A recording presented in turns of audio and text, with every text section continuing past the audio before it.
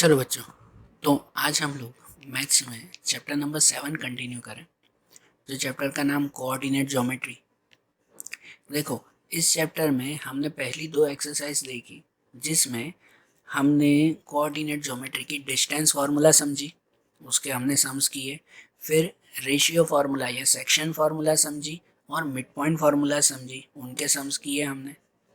और उसके बाद हमने देखा था ट्राइंगल की एरिया की फार्मूला। हम लोग एक्सरसाइज 7.3 के लिए एरिया ऑफ ट्राइंगल की फार्मूलाज देख रहे थे।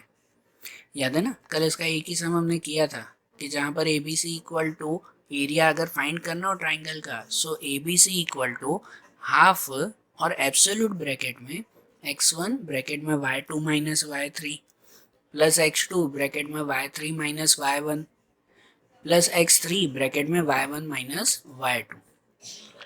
ये फार्मूला हमने देखी थी ना। और एक्सरसाइज 7.3 हम लोग कंटिन्यू कर रहे थे जिसमें पहला क्वेश्चन देखा था। आज एक्सरसाइज 7.3 में आगे के क्वेश्चंस देखें, वही एरिया की फार्मूला से थी ना, वो भी सिंपल फार्मूला के सिर्फ वैल्यू रखकर हमें उसके सम्स सॉल्व करने थे। तो देखो 7.3 में अब क्वेश्चन नंबर 2 से शुरुआत करें।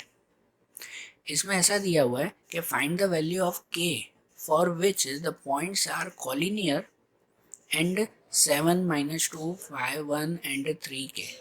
यहाँ ऐसा है कि ये 3 पॉइंट हैं, 3 कोऑर्डिनेट हैं और इसमें हमें इस k की वैल्यू फाइंड करनी है। समझो, इस पहले को a कहें, दूसरे को b और तीसरे को c कहें, तो इसे c में इसकी वैल्यू फाइंड करनी है k की। लेकिन यहाँ ये दिया हुआ है कि भाई ये ट्राइंगल है ऐसा मेंशन किया हुआ है कहीं पे? नहीं है ना ऐसा कुछ मेंशन। लेकिन यहाँ पर एक चीज़ ये मेंशन की गई है कि this points are collinear. Collinear का मतलब क्या, कि ये तीनों एक ही लाइन पे आए हुए हैं। तो अगर एक ही लाइन पे आए हुए हैं तो इसमें ट्राइंगल की फार्मूला कैसे लगाएं?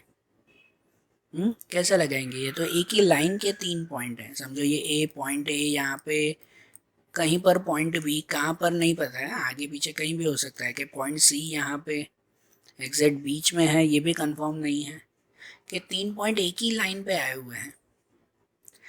तो यहाँ पर ये जब k की वैल्यू फाइंड करनी हो ना, तो कोई मिड पॉइंट या रेशियो या वो फार्मूला नहीं, यहाँ को दिया हुआ है मिड पॉइंट आएगा या रेशियो आएगा। जब एग्जाम में ये पूछे ना, ये लॉजिक ध्यान रखना बेटा और अच्छी तरह से नोट करना कि जब एग्जाम में पूछे कि ये पॉइंट से कॉलिनियर है और उस पर से पूछा हो कि कोई एक वैल्यू फाइंड करो, जैसे कि ये k की वैल्यू, तो उसमें फॉर्मूला एरिया ऑफ ट्राइंगल की ही लगेगी। कौन सी फार्मूला लगेगी? एरिया ऑफ ट्राइंगल की ही। लेकिन उसमें एरिया की वैल्यू 0 लिखेंगे। एरिया ऑफ ट्राइंगल कितना लिखेंगे हम लोग? 0। क्योंकि अगर ये कॉलिनियर है, एक ही लाइन पर आए हुए हैं, तो इसका मतलब उसमें ट्राइंगल बना ही नहीं ना। और अगर ट्राइंगल नहीं बना तो इसका मतलब उसका एरिया कितना लिखना पड़ेगा? 0 लिखना पड़ेगा। तो area of triangle equal to 0 लिखकर हम लोग ये k की वैल्यू फाइंड करेंगे। समझे? देखो कैसे हम लोग सॉल्यूशन देखें कि यहाँ पर सबसे पहले ऐसा लिख देंगे कि जो 3 पॉइंट दिए हुए हैं उसे ए बी सी अगर माने तो पहला x1 और y1 मिल जाएगा 7 और -2 पहले ब्रैकेट पर से। फिर x2 और y2 मिल जाएगा 5 और 1, है ना, दूसरा जो कोऑर्डिनेट दिया हुआ है। और तीसरा x3 और y3 मिल जाएगा 3 और k, है ना। तीसरे में ये k फाइंड करना है ना हमें। तो x1 y1, x2 y2, x3 y3 ये तीनों मिला। अब लिखेंगे कि here points are collinear, so area of triangle equal to 0। यहाँ ये पॉइंट लिखना है कि यहाँ पर पॉइंट्स कॉलिनियर है और इसकी वजह से एरिया ऑफ ट्राइंगल क्या कहलाएगा? 0 कहलाएगा। तो अब जो है वो ये इसकी फार्मूला रखें हम लोग, वही एरिया ऑफ ट्राइंगल की formula, half into x1 y2 minus y3, फिर x2 y3 माइनस y1 और x3 y1 माइनस y2, जिसमें यहाँ ए बी सी की जगह पर 0 लिखेंगे कि एरिया कितना? 0। यहाँ का आंसर ही 0 लिखेंगे इक्वल टू के यहाँ। फिर बाकी की वैल्यू कि हाफ इंटू x1, तो x1 पे क्या लिखना है? 7, इस x1 पे ये 7। फिर y2 माइनस y3, तो y2 पे ये 1 और y3 पे k। तो y2 माइनस y3 मतलब 1 माइनस k। फिर x2, तो x2 पे लिखेंगे ये 5। फिर y3 माइनस y1, तो y3 पे k और y1 पे -2। फिर x3, तो x3 पे लिखेंगे ये 3 और y1 माइनस y2, तो y1 माइनस y2 पे y1 पे -2 और y2 पे 1। ये आया ना आंसर। तो अब देखो, अब नेक्स्ट स्टेप में क्या, यहाँ सबकी वैल्यू लिख दी। तो अब नेक्स्ट स्टेप में क्या, नेक्स्ट स्टेप में ये कि यहाँ जो 1/2 है ना, कि 1/2 में जो डिवाइड में 2 है वो 2 को कहाँ ले जाएंगे, यहाँ 0 के साथ मल्टीप्लाई में। फिर 1 तो भले लिखो ना लिखो कि 2 यहाँ चला जाएगा, मीन्स ये हो जाएगा कि 2 का 0 के साथ मल्टीप्लाई, 0 मल्टीप्लाई 2 इक्वल टू, फिर एब्सोल्यूट ब्रैकेट में ये बाकी की वैल्यूज के पहले ब्रैकेट हटा दें कि ये जैसे 7 यहाँ होगा 1 माइनस के प्लस ये 5 यहाँ होगा के और ये माइनस माइनस +2 और प्लस ये 3 और यहाँ -2 और -1 -3। ये वैल्यू रख दी सबकी।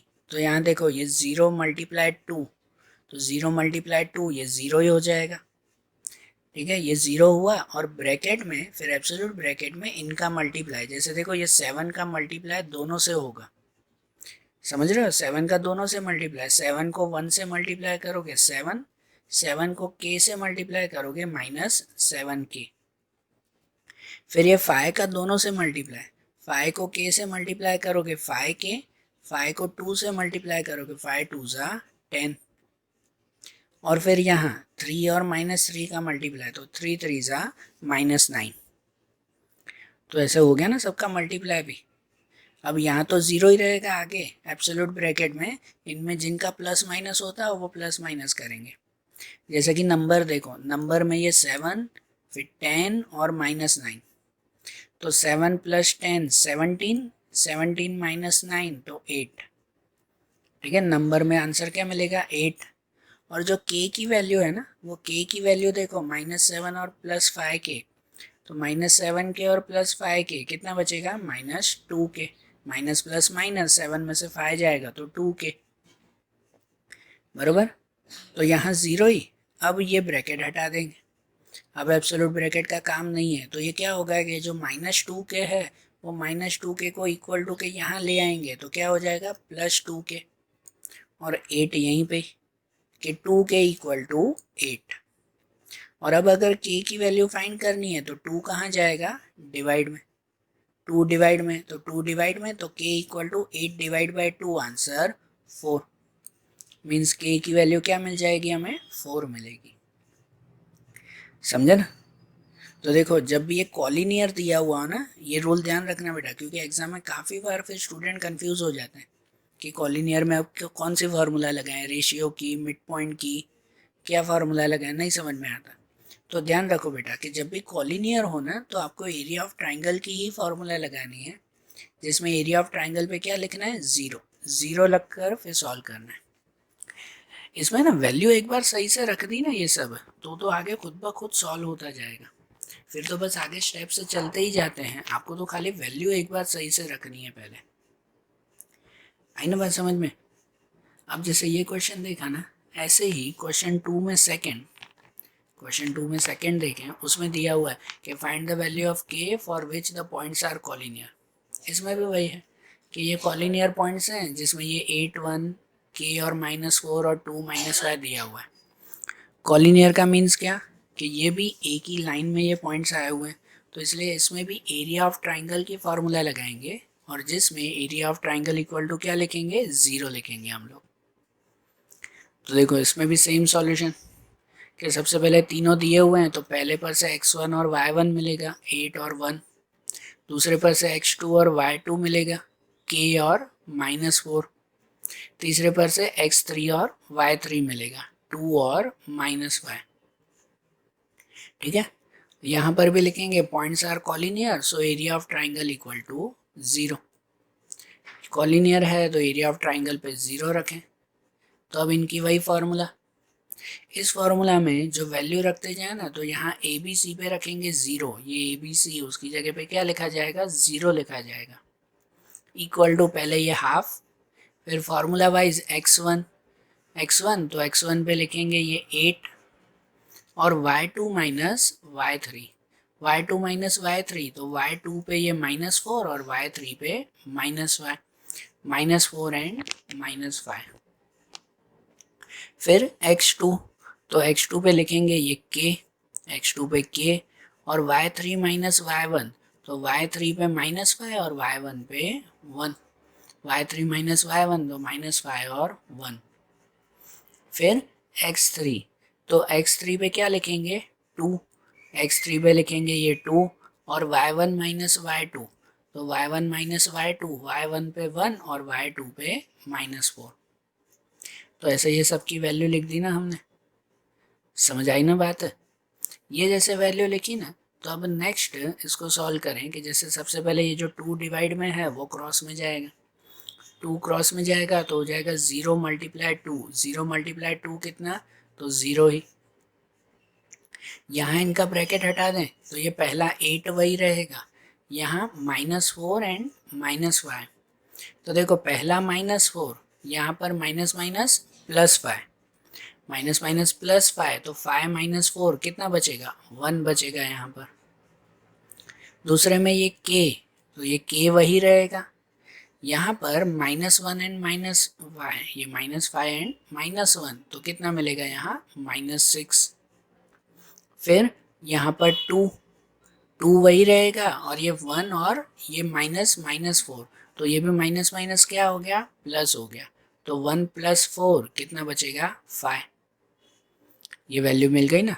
अब यहाँ पे 0 मल्टीप्लाई 2 तो 0 रखेंगे, यहाँ अब इनका मल्टीप्लाई तो देखो पहले 8 × 1 = 8, ये 8 मल्टीप्लाई 1 8, फिर k और -6 तो -6k एंड 2 × 5 = 10 बराबर। अब ये बाहर 0 ही, पहले नंबर का प्लस माइनस तो ये 8 और +10 जो नंबर में है 8 और +10 कितना होगा 18 और बाहर ये -6k, 18 - 6k, जिसमें से अब ये ब्रैकेट अगर हटा दे, एब्सोल्यूट ब्रैकेट हटा दे, -6k यहाँ जाएगा तो क्या हो जाएगा +6k इक्वल टू 18 और k अगर ढूंढना है तो ये 6 से डिवाइड में, means k equal to 18 divide by 6 तो कितना मिल जाएगा 3 मिल जाएगा। ये k की वैल्यू मिल गई 3,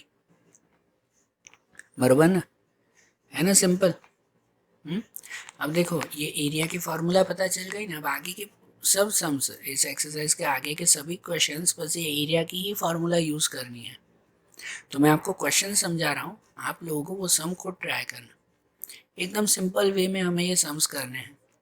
देखना अब आगे का क्वेश्चन समझे कि जैसे क्वेश्चन नंबर 3 दिया हुआ है।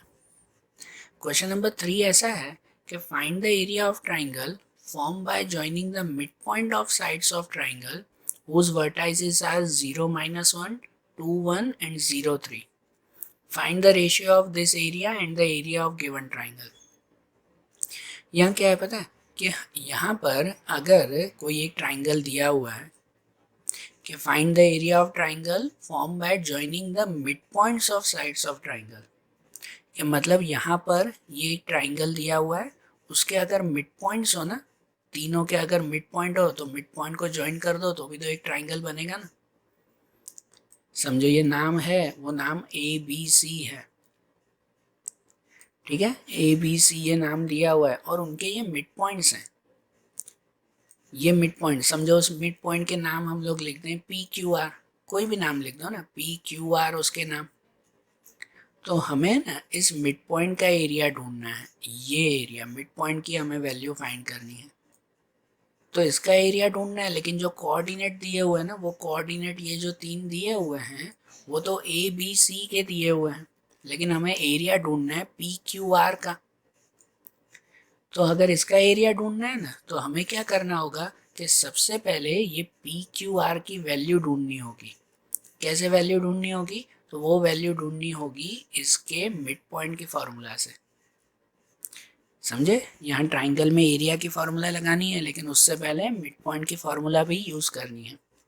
कि जैसे A और B है तो A और B का मिड पॉइंट ये P कहलाया, ये उसका मिड पॉइंट। फिर B और C तो B और C का मिड पॉइंट Q और ए और सी का मिड पॉइंट आर। तो पहले मिड पॉइंट की फॉर्मूला से है ना ये तीनों के कोऑर्डिनेट्स ढूंढ लेंगे और फिर उसमें एरिया की फॉर्मूला लगाएंगे। आई बात समझ में? तो देखो इनका सॉल्यूशन अगर देखें तो सबसे पहले यहाँ पर ऐसे लिखेंगे कि let P X Y Q X Y and R X Y are the mid points of sides of triangle whose vertices are A 0-1, B 2-1 and C 0-3। कि यहाँ ट्राइंगल में देखो ये जैसे प्रॉपर बना हुआ है कि ये ए की वैल्यू है, बी की और सी की वैल्यू दी गई है। यहाँ पर हमें पी क्यू आर की वैल्यू ढूंढनी है। यहाँ जैसे भले पहले ही लिखी हुई है लेकिन हमें पी क्यू आर ढूंढना है। पी में एक्स वाई, क्यू में एक्स वाई और आर में एक्स वाई फाइंड करना है। तो सबसे पहले पी की वैल्यू ढूंढे तो हम लोग लिखेंगे ना कि P is a mid point of A and B. कि पी ये किसका मिड पॉइंट होगा? ए और बी का मिड पॉइंट होगा। तो ए और बी का मिड पॉइंट अगर पी माने तो मिड पॉइंट की formula x1 + x2 upon 2 and y1 + y2 upon 2।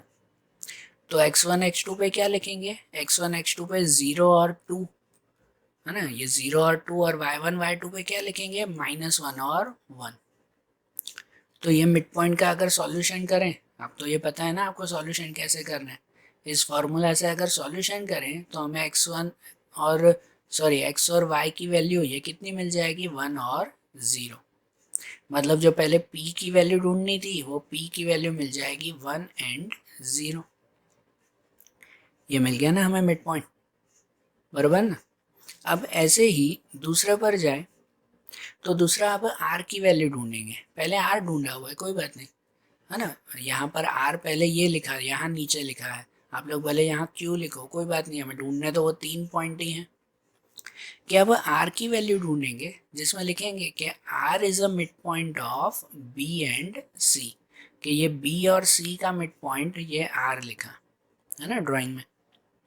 तो मतलब इसमें भी मिड पॉइंट की formula x1 + x2 upon 2, y1 + y2 upon 2। जिसमें अब ये b और c में से वैल्यू लिखेंगे ना, ये x1 और x2 ये दोनों, और ये y1 और y2। ये वैल्यू यहाँ पर अगर रखें तो इसमें भी x और y की वैल्यू मिल जाएगी 1 और 2। मतलब ये r की वैल्यू भी हमें मिल गई 1 एंड 2, मिल गई ना ये भी। अब उसके बाद तीसरा q की वैल्यू ढूंढेंगे कि नाउ q, उसके बारे में लिखें कि now q is a mid point of a and c। अब q किसका मिड पॉइंट है? a और c का। ये a और c का मिड पॉइंट, a की वैल्यू 0-1, c की वैल्यू 0-3 दिया हुआ ही था ना पहले। इसमें ये ड्राइंग साथ में रखना ही तो ही क्लियर समझ में आएगा किसकी वैल्यू कहाँ रखनी है। तो इसमें भी मिड पॉइंट की formula x1 + x2 upon 2, y1 + y2 upon 2। तो अब x1 x2 पे क्या लिखेंगे? ये 0 0, और y1 y2 पे क्या लिखेंगे? -1 एंड 3। ऐसे लिखा ना। तो जिसमें उसकी वैल्यू भी मिल जाएगी सॉल्यूशन से कि 0 एंड 1। मतलब ये q की वैल्यू भी हमें तीसरी मिल गई 0 और 1। तो इसका मतलब यहाँ ये p q r तीनों की वैल्यू हमें मिल गई ना। तो अब हम लोग ये ट्राइंगल का एरिया ढूंढ सकते हैं ना, अंदर के ट्राइंगल का। अब इसका एरिया ढूंढ सकते हैं कि इसके एरिया की फॉर्मूला क्या? तो वही जो हम लोग आगे रखते थे, है ना, एब्सोल्यूट वैल्यू में x1 y2 - y3 लिखेंगे ना वो पूरी फॉर्मूला। लेकिन अब वैल्यू कौन सी? ये ABC वाली नहीं, वैल्यू अब लिखेंगे ये PQR वाली। क्लियर? तो अब हम लोग फाइंड करें कि now to find the area of PQR where P 1 0, Q पे 0 1 और R पे 1 2। ये तीनों वैल्यू मिल गई ना PQR की। कि जिसमें जो है पहला है 1 0, उसे x1 और y1 कहेंगे, पहली वैल्यू। फिर दूसरा जो है उसे x2 और y2 कहेंगे, और जो तीसरा है उसे x3 और y3 कहेंगे, और उसे इस फॉर्मूला में रखें। अब आपको रखोगे ना ये फार्मूला में, समझ में आ गया ना कैसे रखना है। इस पूरी फार्मूला में ये सब वैल्यू ध्यान से रखो तो आपको आखिरी का आंसर मिलेगा। यहाँ पर स्टेप ध्यान दो कि लास्ट हमें आंसर मिलेगा कि हाफ और एब्सोल्यूट ब्रैकेट में -2। क्या मिलेगा हमें? सबका सॉल्यूशन जब करोगे वैल्यू लिखोगे तो हाफ, और इसका आंसर मिलेगा -2। तो देखो ये एब्सोल्यूट ब्रैकेट है ना, अब ये ब्रैकेट हटा देंगे तो ये ब्रैकेट का रूल था। अभी यहाँ पे आया कि इसमें अगर माइनस की वैल्यू हो तो वो प्लस में हो जाएगी, प्लस की वैल्यू प्लस ही रहेगी। मीन्स यहाँ हाफ और -2 नहीं, क्या लिखेंगे, +2 लिखेंगे।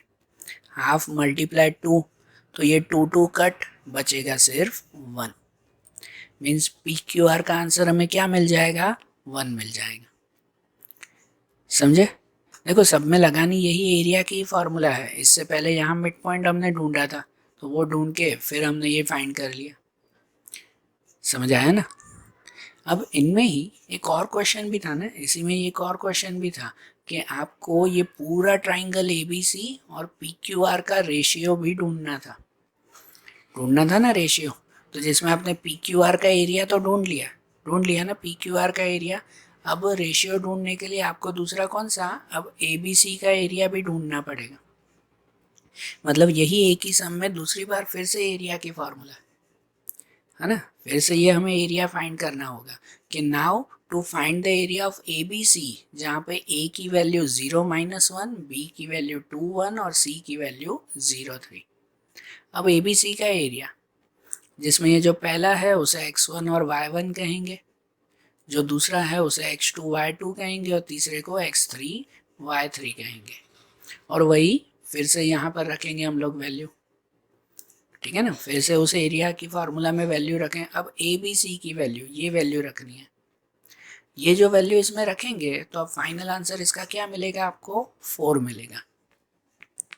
ठीक है, ये वैल्यू जो रख दी तो अब आखिरी का आंसर हमें 4 मिला। तो अब हमें रेशियो ढूंढना है। Now the ratio of PQR and ABC। तो रेशियो कैसे ढूंढते हैं, अपॉन में लिखते हैं ना। तो यहाँ अपॉन में PQR अपॉन ABC लिखेंगे कि जिसमें PQR का आंसर क्या मिला 1 और ABC का आंसर क्या मिला 4। तो इसका मतलब रेशियो क्या हुआ 1/4, या रेशियो में अगर लिखो तो वो कहलाता है 1/4। कि ये PQR और ABC उसका रेशियो क्या मिला आपको 1/4 मिला। इसका मतलब ये जो PQR है ना अंदर का एरिया, वो पूरे एरिया का 4th पार्ट होगा। जो पूरा एरिया है ABC उसका 4th पार्ट ये PQR मिलेगा। समझे? समझ में आया ना ये सम? अब ऐसे ही दूसरा क्वेश्चन देखें, क्वेश्चन नंबर 4। तो क्वेश्चन नंबर 4 में ऐसा है कि find the area of quadrilateral whose vertices are in order this -4 -2 -3 -5 3 -2 and 2 3। अब ये तो एक स्टेप और आगे आ गया कि अब तो क्वाड्रिलेटरल का एरिया ढूंढना है। हमने तो ट्राइंगल का एरिया देखा था कि ट्राइंगल में 3 साइड होती हैं, 3 पॉइंट होते हैं, उसका एरिया की फॉर्मूला। ये तो क्वाड्रिलेटरल है, 4 पॉइंट हो गए। तो 4 पॉइंट में कौन सी फॉर्मूला, उसमें फिर x4 थोड़े लिखेंगे, वो थोड़े लिखते हैं। 4 पॉइंट में कौन सी फॉर्मूला, तो पता है 4 पॉइंट में हम लोग इस पूरे क्वाड्रिलेटरल के 2 हाफ कर देंगे। यहाँ जो क्वाड्रिलेटरल है ना, उस क्वाड्रिलेटरल के हम लोग 2 हाफ बना देंगे, 2 ट्राइंगल बना देंगे। तो जिससे पूरा क्वाड्रिलेटरल मिल गया ना। समझ रहे हो कि ये जो पूरा क्वाड्रिलेटरल है उसमें पहले एक ट्राइंगल की हम लोग एरिया ढूंढेंगे, ये आधा, बीच में ये जैसे डायगोनल अगर बना हुआ हो तो आप लोग पहले इस आधे का एरिया ढूंढ सकते हो, फिर इस साइड आधे का एरिया ढूंढ सकते हो, और फिर दोनों एरिया का प्लस कर दें तो आपको पूरे क्वाड्रिलेटरल का एरिया मिल जाएगा। समझे? मतलब यहाँ अगर क्वाड्रिलेटरल का एरिया फाइंड करना हो ना तो आपको ट्राइंगल का एरिया की 2 बार फॉर्मूला यूज़ करनी है। ठीक है ना, 2 बार उसकी वैल्यू यूज़ करनी है तो आपको पूरे क्वाड्रिलेटरल की वैल्यू मिल जाएगी। तो यहाँ कैसे, आपको जैसे ये 4 पॉइंट ABCD दिए हुए हैं, तो उसमें पहले है ना हम लोग ये वैल्यू ढूंढ लेंगे ABC की, इस साइड का ट्राइंगल ABC ये वैल्यू। फिर दूसरी बार है ना यहाँ पे ADC की वैल्यू लेंगे, ये तीनों लेंगे, ये तीनों की वैल्यू लेकर हम लोग फाइंड कर लेंगे। और जब ये दोनों का आंसर मिल जाएगा ना, 2 ट्राइंगल, तो दोनों का प्लस कर देंगे, आखिरी के आंसर का प्लस, तो जिससे पूरा एरिया मिल जाएगा हमें। बरोबर ना? तो देखो इसको सॉल्व करें कि इसी ड्राइंग में सबसे पहले हम लोग लिखेंगे कि firstly to find the area of ABC, आपको पहले कौन सा ये आधा ढूंढना है। बराबर ना। ये आधा ट्राइंगल हम लोग ले रहे हैं ABC, जिसमें A पे ये लेना है -4 -2, B पे -3 -5 और C पे 3 एंड -2। ये ABC की वैल्यू है, जिसमें ये पहले को x1 y1 कहेंगे, दूसरे को x2 y2 और तीसरे को x3 y3, और फिर उसी फॉर्मूला में ये वैल्यू लिखेंगे। फॉर्मूला तो वही ना, ठीक है ना, कोई चेंज थोड़ी है, फॉर्मूला सेम ही है, आपको खाली सम सब ट्विस्ट करके दिए हुए हैं कि इसी फॉर्मूला में फिर वैल्यू रखें तो ये ABC का पूरा आंसर हमें ये मिल जाएगा 10.5।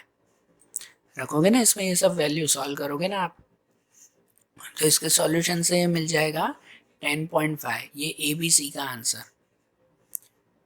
बरोबर। अब जब ABC मिल जाए ना, ये एक पार्ट मिल गया ना, आधा ये ट्राइंगल मिल गया कि नहीं, ये आधा पार्ट आपको मिल गया इस साइड का। जब ये मिल जाए तो अब हम लोग दूसरी बार लिखेंगे कि आप फाइंड करोगे ACD का triangle. Now to find the area of ACD मतलब इस साइड का, ये AC और ये D, ये ट्राइंगल। बरोबर ना, ये वाला ट्राइंगल आप लोग ढूंढोगे, ये आधा पार्ट पहले वो ढूंढा था, अब ये जिसमें A पे तो वही वैल्यू -4 -2, C पे भी वही 3 -2 और D पे 2 3।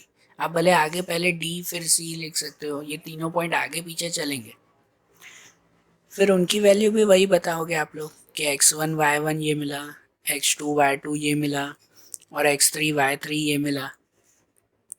बराबर ना, ये तीनों वैल्यू, और उसे फिर से वही फार्मूला में, अब यहाँ फार्मूला में ACD लिखेंगे तो वही x1 y1 x2 y2, यहाँ खाली नाम अब ACD ABC नहीं।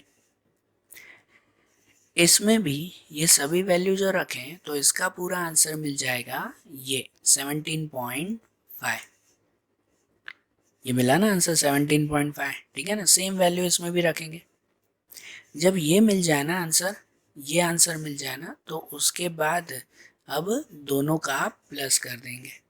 अब आपको पूरा क्वाड्रिलेटरल ABCD फाइंड करना था, तो इसके लिए अब दोनों का प्लस यहाँ लिखेंगे। Now area of quadrilateral ABCD, तो उसमें area of ABC plus area of ACD, दोनों का प्लस, मतलब जो पहला था उसका आंसर मिला 10.5, दूसरे का आंसर मिला 17.5 और दोनों का प्लस हो गया आंसर 28। तो इसका मतलब इसकी वैल्यू, पूरे क्वाड्रिलेटरल का एरिया वो हमें कितना मिल गया, 28 मिला। समझ आई बात। तो कैसे ट्राइंगल की फॉर्मूला, एक ही फॉर्मूला हमने 2 बार यूज की। बराबर ना, क्लियर हुआ ना ये। अब ऐसे ही इसका दूसरा क्वेश्चन देखें, तो क्वेश्चन नंबर 5 है इसमें। क्वेश्चन नंबर 5 में यहाँ लिखा हुआ है कि you have studied in class 9th, जिसमें जो है वो चैप्टर 9 का एग्जाम्पल 3 है, आपको दिया हुआ है 9th स्टैंडर्ड की बुक चेक कर लेना। उसमें क्लास 9 में चैप्टर 9 मैथ्स का और एग्जाम्पल नंबर 3, उसमें एक रूल आता है that a median of triangle divided into 2 triangles of equal areas. कि अगर कोई ट्राइंगल में, यहाँ जो ट्राइंगल है उस ट्राइंगल में अगर बीच में मीडियन बना दिया जाए, जैसे यहाँ मीडियन AD है, कि अगर मीडियन बना दिया जाए तो ये दोनों ट्राइंगल इक्वल एरिया के मिल जाएंगे, मतलब 2 इक्वल पार्ट हो जाएंगे, वो हमें बताना है। Verify this result for triangle ABC whose vertices are A B and C, ये दिए हुए हैं। तो यहाँ आपको ये ट्राइंगल दिया हुआ है, उसमें ये चेक करना है कि अगर बीच में मीडियन ड्रॉ करें तो क्या ये दोनों का एरिया इक्वल मिलेगा या नहीं मिलेगा, वो हमें चेक करना है। देखो आपको A की वैल्यू दी गई है, B की वैल्यू दी गई है और C की वैल्यू दी गई है, तीनों वैल्यू है ना आपके पास। आपको क्या करना है बताएं, सबसे पहले ये मीडियन फाइंड करना है, AD मतलब ये D की वैल्यू पहले फाइंड करनी है। D की वैल्यू कैसे मिलेगी, तो D की वैल्यू मिलेगी मिड पॉइंट से, कि ये B और C का मिड पॉइंट कहलाया है, ये B और C इन दोनों का मिड पॉइंट ये कहलाया ना D।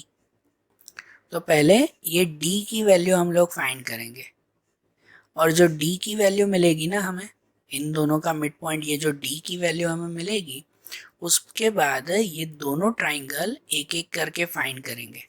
कि पहले ए बी डी ये ट्राइंगल ढूंढेंगे, फिर ए सी डी ये ट्राइंगल ढूंढेंगे और चेक करेंगे क्या दोनों का आंसर सेम आ रहा है कि नहीं आ रहा है। बराबर ना, हम लोग चेक करेंगे फिर दोनों का आंसर सेम होगा कि नहीं होगा। ठीक है, तो देखो सबसे पहला स्टेप कि हम लोग ये डी की वैल्यू ढूंढें। यहाँ पर ट्राइंगल एबीसी में एडी मीडियन है, तो पहले ये डी की वैल्यू तो पता चले ना, जो मिड पॉइंट की वैल्यू से हम लोग फाइंड करेंगे।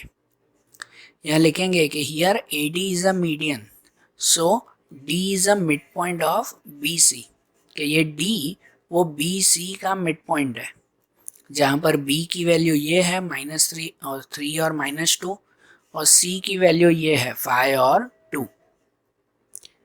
सो according to midpoint formula, जो मिड पॉइंट फार्मूला आती है x equal to x1 plus x2 upon 2, y equal to y1 plus y2 upon 2। ठीक है ना, मिड पॉइंट की फार्मूला तो यही ना, आगे की एक्सरसाइज से तो ये फार्मूला भूल मत जाना। मिड पॉइंट की फार्मूला में x1 x2 पे ये लिखेंगे 3 और 5, y1 y2 पे ये लिखेंगे -2 और 2, तो जिससे आंसर मिल जाएगा उसका 4 और 0। मतलब d की वैल्यू आपको मिल गई, ये d की वैल्यू मिल गई आपको 4 और 0। तो ये मिल गया ना। अब आपको एक एक करके ये दो ट्राइंगल के एरिया ढूंढने हैं और वेरीफाई करना है कि ये दोनों इक्वल आ रहे हैं कि नहीं आ रहे हैं, दोनों का आंसर सेम होना चाहिए। ठीक है ना, ये वेरीफाई करके हमें बताना है। तो देखो अब इसमें सबसे पहले हम लोग फाइंड करेंगे कि to find the area of A B D, कौन सा ट्राइंगल यूज कर रहे हो, ए बी डी, ये ट्राइंगल, ये आधा ट्राइंगल आप लोगों को, जिसमें ए की वैल्यू 4 - 6, बी की वैल्यू 3 - 2 और डी की वैल्यू ये 4 0। ये जो तीनों वैल्यू है यही वैल्यू फिर x1 y1, x2 y2 और x3 y3 कहलाई ना, और इन्हें फिर हम लोग वही एरिया की फार्मूला में रखेंगे कि A B D equal to, ये एरिया की फार्मूला में ये सब वैल्यू रखें। सही बात है ना, फार्मूला तो फिर से वही यूज़ करनी है ना, कि इसी में ये वैल्यू रखेंगे, आंसर मिलेगा हमें 3। इसे इक्वेशन 1 दे दें कि ये पहले का आंसर है, ये हाफ का आंसर मिला हमें। अब दूसरी साइड का ट्राइंगल फाइंड करें कि अब उसमें सेम लिखेंगे कि now the area of A C D. अब इस साइड का एरिया कौन सा, ए सी डी, ये साइड का एरिया आप लोगों को ढूंढना है, जिसमें a की वैल्यू 4 - 6, c की वैल्यू 5 2 और d की वैल्यू 4 0। इस साइड का आंसर हुआ ना ये, जिसमें ये x1 y1, ये x2 y2 और x3 y3 हुआ। उनमें से हम लोग ये ट्राइंगल के एरिया की फार्मूला फिर से रखेंगे, ए सी डी करके ये वैल्यू रखें, और उनमें सब ये वैल्यू रखें ना, तो उसका भी आंसर मिलेगा हमें 3। उसे इक्वेशन 2 कह दे। देखो इसका आंसर भी 3 मिला। तो नीचे सेंटेंस में लिखेंगे कि from equation 1 and 2 area of A B D equal to area of A C D, कि ये ए बी डी का एरिया और ए सी डी का एरिया दोनों एरिया सेम मिले। सो जो रूल है ना कि a median of triangle divided into two triangles of equal areas. Question में था ना कि इससे प्रूव हुआ कि ये जो मीडियन है वो ये दो इक्वल ट्राइंगल्स बनाता है। सही बात है ना, समझ आई बात। तो आज जैसे हमने ये चैप्टर कंप्लीट किया ना, चैप्टर में सभी फार्मूला सभी सम्स हमने देख लिए। अब ऐसे ही इनके मैथ्स के दूसरे चैप्टर्स हम लोग अगले वीडियोस में देखेंगे। Okay, thank you.